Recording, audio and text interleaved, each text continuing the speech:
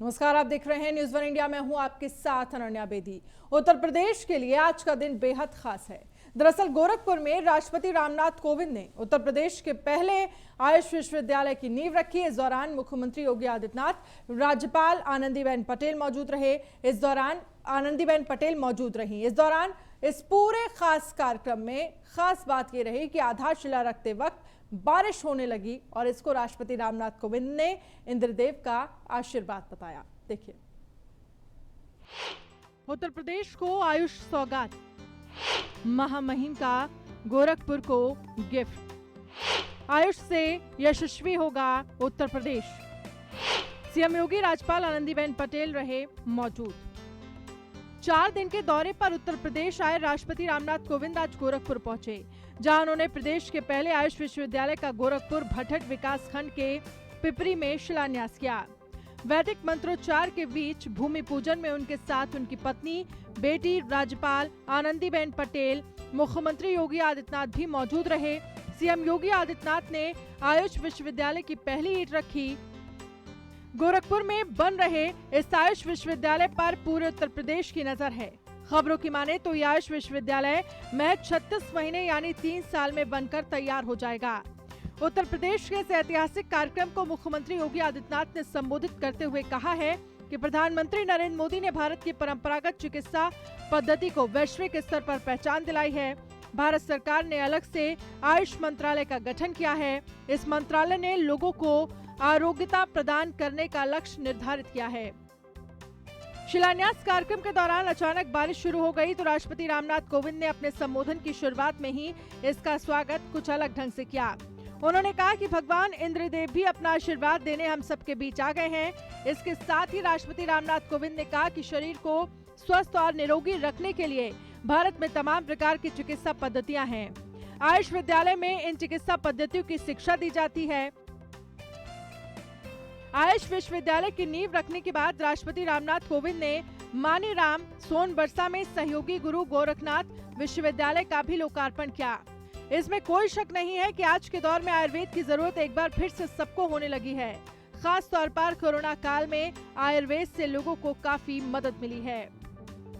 Bureau report, news one India. और वहीं राष्ट्रपति रामनाथ कोविंद ने गोरखनाथ विश्वविद्यालय का लोकार्पण किया। इस दौरान राष्ट्रपति और सीएम योगी ने संबोधित भी किया। क्या कुछ कहा उन्होंने, सुनिए।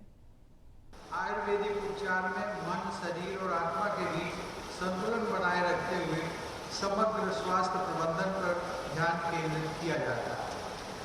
आज इंटीग्रेटिव सिस्टम ऑफ मेडिसिन अर्थात समेकित चिकित्सा पद्धति का विचार पूरी दुनिया में मान्यता प्राप्त कर रहा है। अलग अलग चिकित्सा पद्धतियाँ एक दूसरे की पूरक प्रणाली के रूप में लोगों को आरोग्य प्रदान करने में सहायक हो रही है। राष्ट्रपति भवन में भी एलोपैथिक चिकित्सा क्लिनिक के साथ साथ आयुष आरोग्य केंद्र की सुविधा उपलब्ध है। हाल ही में राष्ट्रपति भवन परिसर में एक आरोग्य वन विकसित करने का काम शुरू कर दिया गया। भारत सरकार ने 2014 में आदरणीय प्रधानमंत्री जी के नेतृत्व और निर्देशन में आयुष मंत्रालय का गठन अलग से करते हुए भारत की परंपरागत चिकित्सा पद्धतियों को व्यावहारिक स्वरूप प्रदान करने और उसके माध्यम से प्रत्येक नागरिक के लिए आरोग्यता प्रदान करने का जो लक्ष्य निर्धारित किया था, उसी का अनुसरण करते हुए उत्तर प्रदेश सरकार ने भी अपनी परंपरागत चिकित्सा पद्धतियों, आयुर्वेद, योग, यूनानी, होम्योपैथी, सिद्धा,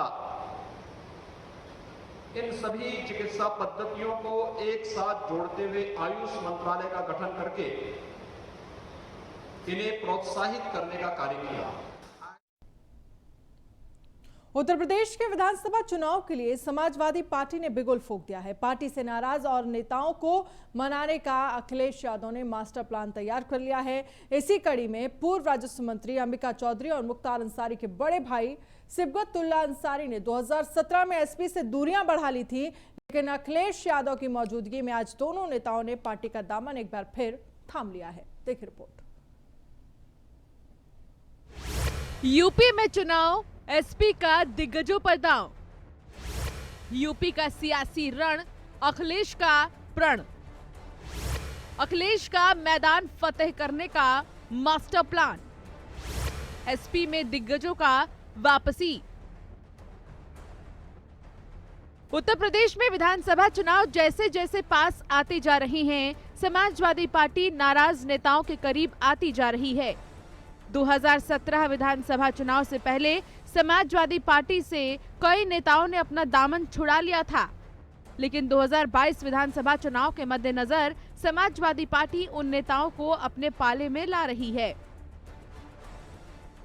विधानसभा चुनाव से पहले समाजवादी पार्टी के पारिवारिक कलह को लेकर पूर्व राजस्व मंत्री अंबिका चौधरी की एक बार फिर समाजवादी पार्टी में वापसी हो गई है। मेरे लिए आज का दिन मेरे पुनर्जन्म की तरह से है।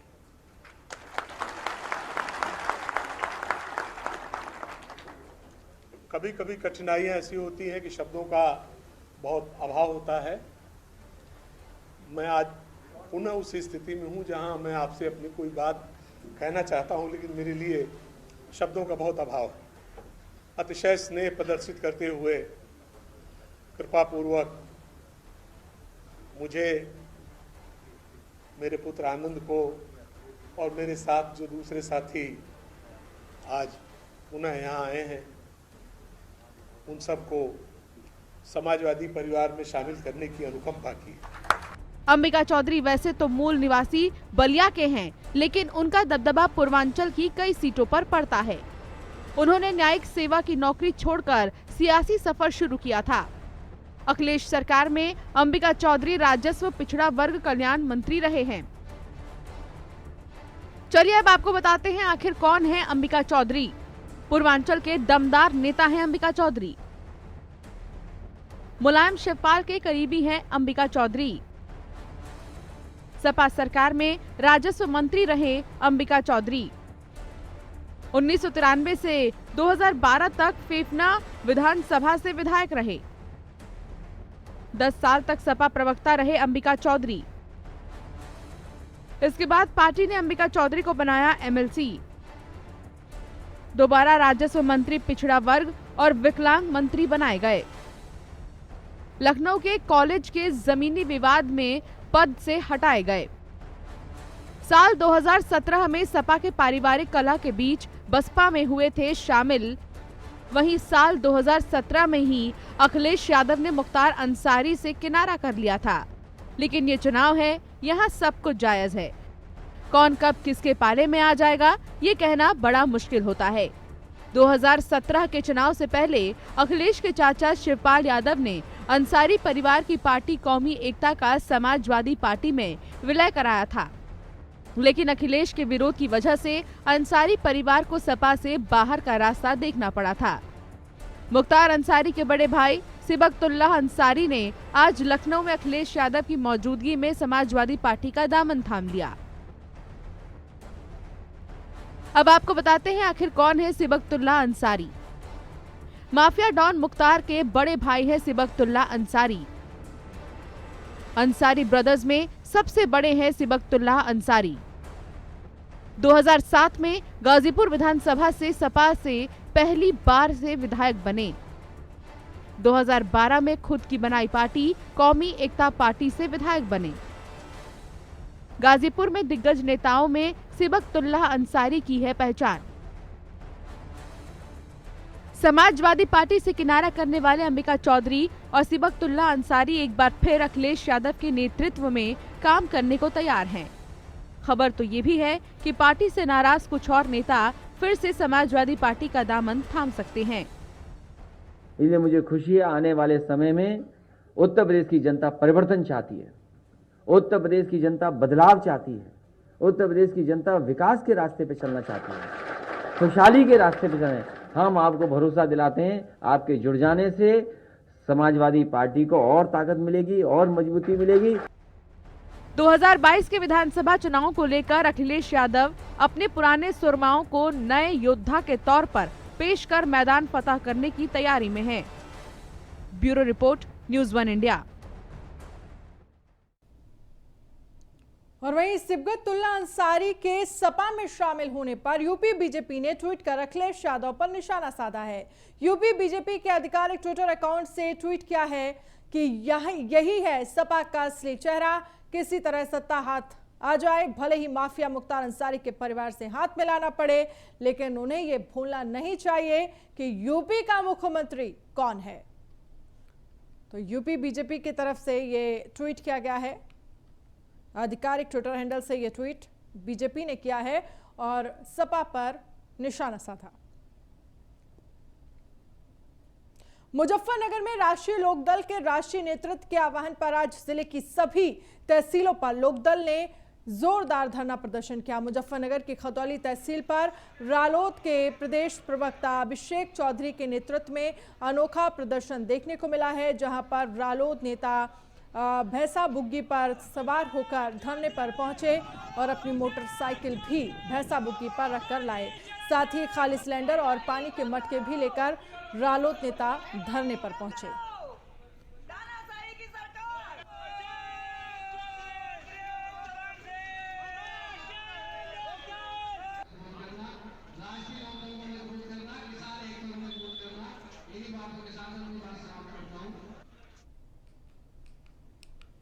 देखिए, राष्ट्रीय लोकदल के राष्ट्रीय अध्यक्ष आदरणीय जयंत चौधरी जी के निर्देशानुसार पूरे प्रदेश में आज तहसीलों पर धरना प्रदर्शन हो रहा है। आज 9 मांगों को लेकर हमने यहाँ धरना प्रदर्शन किया है कि पेट्रोल डीजल इतना महंगा सरकार ने कर दिया है कि किसान को वो बुग्गी पर रखकर ले जाना पड़ रहा है। और आपका ये देखिए, आज चलाने की स्थिति में हम लोग मोटरसाइकिल और बाइकें नहीं है, इसलिए हमारे किसान भाई आज बुग्गियों में रख के अपनी 5 से 6 बाइकें लेके आए हैं यहाँ। इसके अलावा सरकार ने कहा था पकौड़े तल लेंगे। पकौड़े तलने की स्थिति ये है कि तेल इतना महंगा कर दिया है, तो वहाँ से पकौड़े कैसे तलेंगे। दूसरी बात है कि पकौड़े तलने में गैस का यूज़ होता है। गैस का सिलेंडर 400 रुपये से लेकर 1000 रुपये तक का सिलेंडर पहुँच गया है। तो ना तो हम आज भट्टी चलाने की स्थिति में हैं और ना तेल डालने की स्थिति। और राष्ट्रीय लोकदल ने आज पूरे प्रदेश में किसान क्रांति दिवस का आयोजन किया। इसी कड़ी में शामली में भी आरएलडी कार्यकर्ताओं ने तहसील पर धरना प्रदर्शन किया। इस दौरान आरएलडी कार्यकर्ताओं ने 9 सूत्री मांगों का एक ज्ञापन एसडीएम शामली को सौंपा। आरएलडी कार्यकर्ताओं ने सरकार पर वादा खिलाफी का आरोप लगाते हुए कहा है कि सरकार ने 14 दिन के भीतर बकाये गन्ना भुगतान का वादा किया था, मगर अभी तक शुगर मिलों पर किसानों का 500 करोड़ से ज्यादा का भुगतान बकाया है।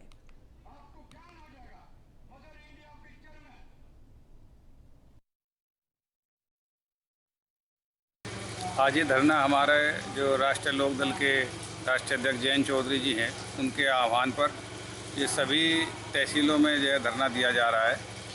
इसमें मुख्य 9 बातें हैं हमारी। इसमें सबसे मुख्य बात ये है कि जो हमारे गन्ने का मूल्य भुगतान अभी तक नहीं हुआ है, लगभग 500 करोड़ हमारे इस ज़िले का बकाया है। और मंत्री जी जो है बकाया भुगतान का जो है वर्णन पिछले 5 वर्ष के एक साथ जोड़कर करते हैं, ना कि ये बताकर कि किस मिल पर कितना अब वर्तमान में बकाया है, उसे जुमले की। बरेली से बड़ी खबर, जहां पर आईएमए में पार्षदों की बैठक में हंगामा हुआ है। बैठक में पहनावे को लेकर मारपीट हुई है। पार्षद को बाहर निकालने को लेकर विवाद हुआ। मेयर उमेश गौतम के सामने हुई मारपीट, मौके पर तैनात सिपाहियों पर मारपीट का आरोप है। मारपीट के बाद पार्षद धरने पर बैठे हैं।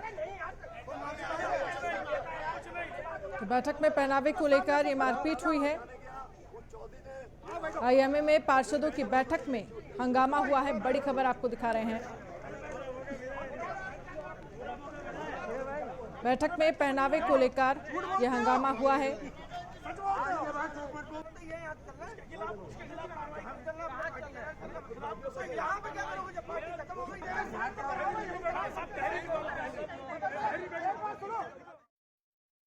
हमारे एक साथी विपुल लाला है, उनको किसी विषय में माननीय बाबू जी सदन से बाहर करने के लिए कहा, तो हम लोगों ने कहा साहब हम लोग कर देंगे। इतनी देर में पुलिस बुला ली गई, उनको हाथ पैर पकड़ के और हाथ मतलब पिटाई जैसी स्थिति में ले जाने लगे। तो जब मैं आ गया बचाने लगा तो वो चौधरी एक सिपाही है, उसने मेरे ही मारा, ये निशान है। और जब उसके बाहर आके क्या कहते तेरे जैसे पार्षद कितने आएंगे, तुझे तो मैं तो जल्द गोली मार दूंगा। उनने बोतल निकाली बाहर आकर और मेरे झापड़ में मारा, मेरा हाथ मोड़ा और साथ में मेरे भाई अमित यार थे, उन्होंने बचाने की कोशिश, उसके साथ बदतमीजी करी। और वहीं फतेहपुर के जहानाबाद थाना क्षेत्र के लालूगंज के ठाकुर मंदिर से करोड़ों की अष्टधातु की मूर्तियां चोरी होने से हड़कंप मच गया। जानकारी के मुताबिक रात में पूजा करने के बाद मंदिर का पुजारी घर चला गया और सुबह आकर जब देखा तो अष्टधातु की करीब 2-2 फुट की दोनों मूर्तियां अपनी जगह से गायब मिली, जिसके बाद पुजारी ने इस बात की सूचना पुलिस को दी। वहीं सूचना मिलने पर मौके पर पहुंची पुलिस ने मामला दर्ज कर चोरों की तलाश शुरू कर दी है।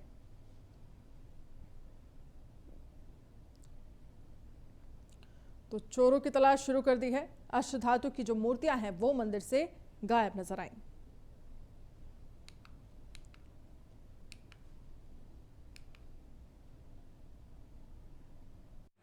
आज थाना जहानाबाद में श्री जितेंद्र प्रताप सिंह निवासी कस्बा जहानाबाद द्वारा अपने करीब 250 वर्ष पुराने मंदिर से 2 मूर्तियां चोरी होने के बाबत प्रार्थना पत्र दिया गया। उक्त प्रार्थना पत्र के आधार पर सशक्त धाराओं में अभियोग पंजीकृत किया गया है। शीघ्र ही मूर्ति चोरी करने वाले चोरों को गिरफ्तार किया जाएगा तथा मूर्तियां बरामद की जाएगी। और बुलंदशहर के कोतवाली देहात के मंडी चौकी क्षेत्र में इस्पात की चादरों से लदे ट्रक की लूट का पुलिस ने खुलासा कर लिया है।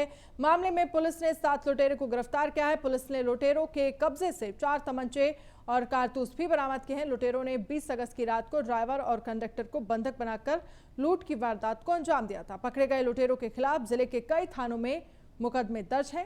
तो बुलंदशहर इस्पात की चादर से लदे ट्रक लूट का खुलासा पुलिस ने 7 लुटेरे को गिरफ्तार किया है।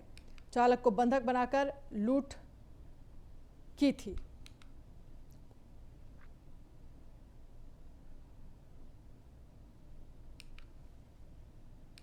तो चालक को बंधक बनाकर लूट की वारदात को अंजाम दिया गया था। इस्पात की चादर से लदे ट्रक को लूटने का ये मामला सामने आया था। पुलिस ने 7 लुटेरों को गिरफ्तार किया है।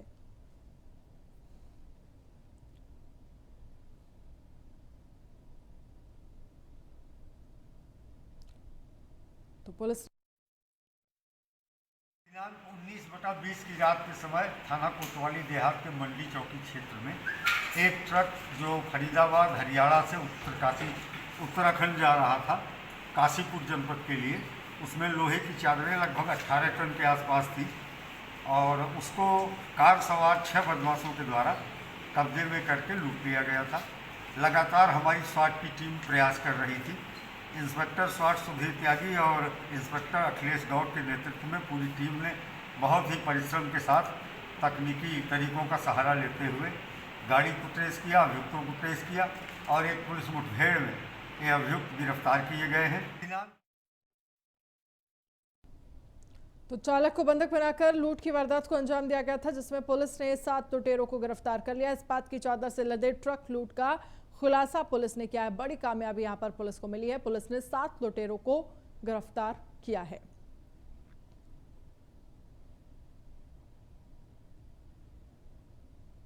तो चालक को बंधक बनाकर लूट की वारदात को अंजाम दिया गया। इस्पात की चादर के ट्रक लूटने का यह मामला सामने आया था।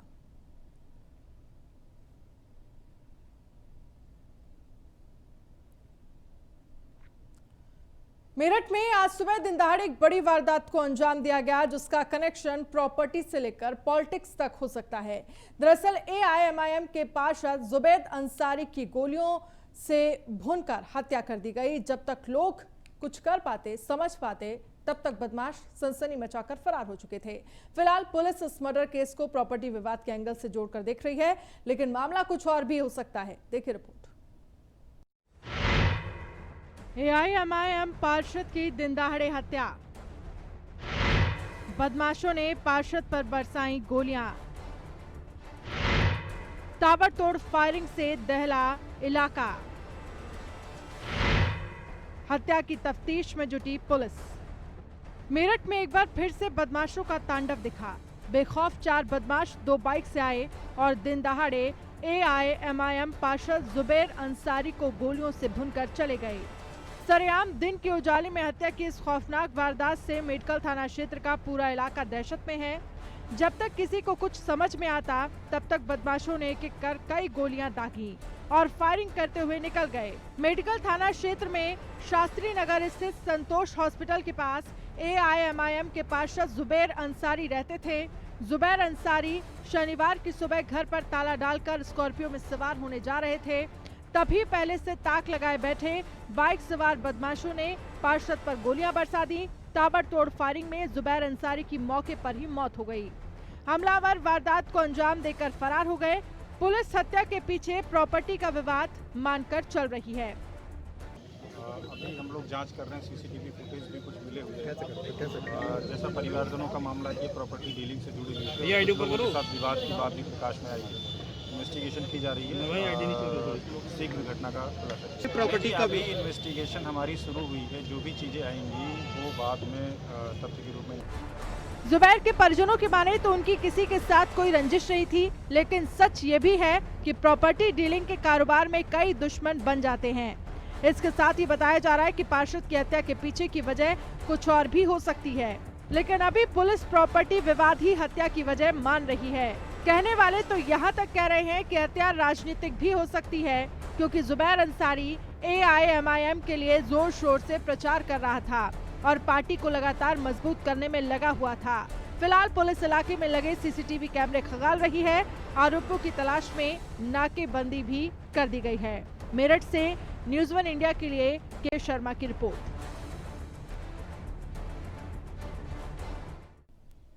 खबर लखनऊ से है, जहां बुर्का पहने लुटेरे एक ज्वेलरी शॉप पहुंचते हैं और असलहे के बल पर लूट की वारदात को अंजाम देते हैं और मौके से फरार हो जाते हैं। बदमाशों द्वारा लूट की वारदात दुकान में लगे सीसीटीवी में कैद हो जाती है। लूट की सूचना मिलते ही मौके पर पुलिस के आला अधिकारी पहुंचे और जांच शुरू की। मामला खरगापुर क्षेत्र का बताया जा रहा है।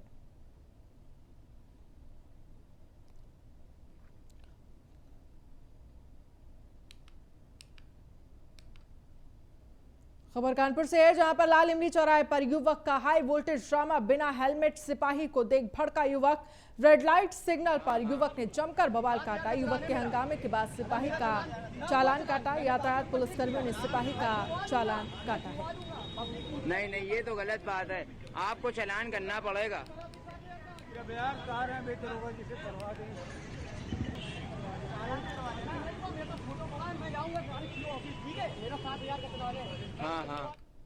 हाथरस में पंचायती राज कार्यालय में तैनात बाबू का रिश्वत लेते वीडियो वायरल हुआ है। पंचायत घर की फाइल को आगे बढ़ाने के एवज में 9,000 रुपए की रिश्वत लेते विभाग का बाबू कैमरे में कैद हुआ। सासनी तहसील में पंचायती राज विभाग में तैनात सहायक लेखाकार का ये वीडियो है।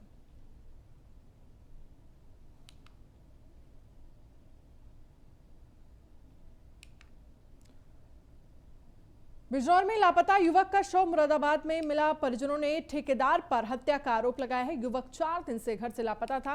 पूरा मामला थाना कोतवाली के इरशाद कॉलोनी का बताया जा रहा है।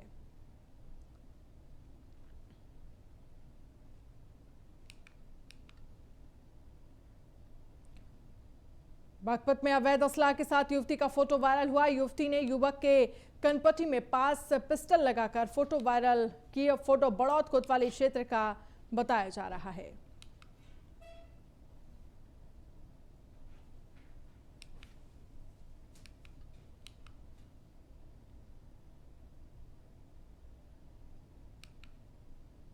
तो अवैध असलाह के साथ युवती का फोटो वायरल हुआ है।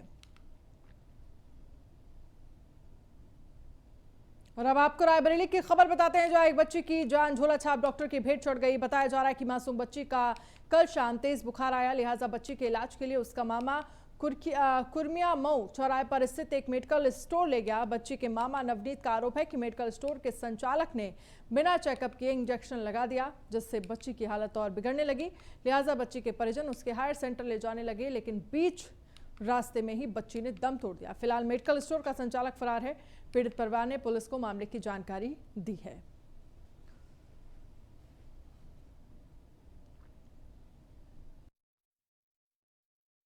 दादा, क्या हुआ है आपके साथ? अरे हुआ क्या भैया कि यहाँ अस्पताल लाए थे।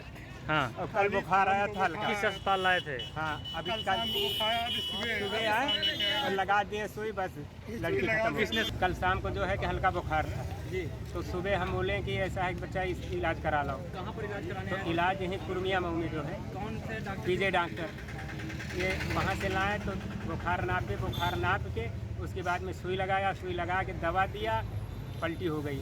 उन्होंने चेकअप करा कि नहीं करा ये मेरे को मालूम नहीं। पर इन्होंने बताया, मेरे भाई ने जो आया था दवा कराने, इंजेक्शन लगा दिया। इंजेक्शन लगाने के बाद थोड़ी देर बाद वो बेहोश हो गई। बेहोश होने के बाद फिर उन्होंने गाड़ी किया, सीधा बथरावा लेकर चले गए। बुलेटिन में फिलहाल इतना ही। आप बने रहिए न्यूज़ 1 इंडिया के साथ। नमस्कार।